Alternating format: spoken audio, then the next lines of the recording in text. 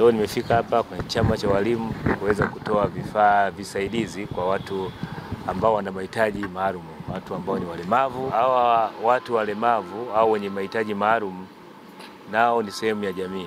Na sisi polisi katika swala zima la ushirikishwaji wa jamii, polisi jamii na ushirikishi, mojawapo lazima tushirikiane, tuoneshe upendo, tuoneshe furaha kwa watu ambao wana mahitaji maalum, hawa ambao ni walemavu wa viungo, wengine waoni.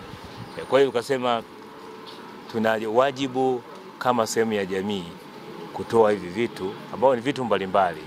Watu hao wenye ulemavu, jeshi la polisi tunahakikisha kwamba na tunawahakikishia kwamba watakuwa salama, kwa maana tuna madawati yetu, madawati ya jinsia na watoto, katika kuwalinda hawa watu ambao wenye mahitaji maalum, hawa watu walemavu, lakini na watoto vile vile.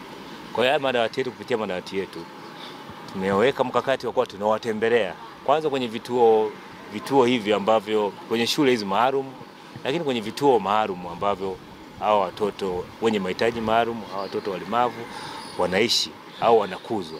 Kwa hiyo tukitembelea hivi vituo au maeneo, tutawapa elimu, lakini tutaangalia ni changamoto gani za kiusalama ambazo wanazo, ili kuhakikisha kwamba ulinzi wa watoto, ulinzi wa watu ambao wana mahitaji maalum unaimarishwa.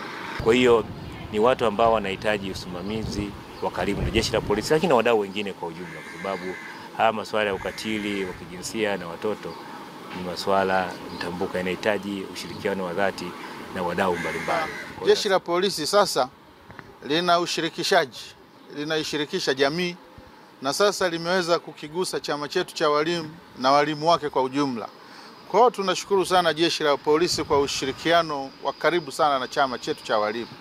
Nasi tunawaahidi tutawapa ushirikiano wa kutosha. Ni jukumu letu pia kutoa ushirikiano kwa jeshi la polisi kuweza kubaini uhalifu wa aina yoyote ile. Hata kwa mkuu wa jeshi la polisi nchini tunawaahidi kwamba tutawapa ushirikiano wa kutosha sana katika kuibua matukio yasiyo sahihi ngazi ya jamii, yakiwemo ya unyanyasaji. Unajua, kwenye unyanyasaji wanafunzi wenye ulemavu mara nyingi ndio tunaona wanafanyiwa mara nyingi vitendo ambavyo sio vitendo vya kiutu.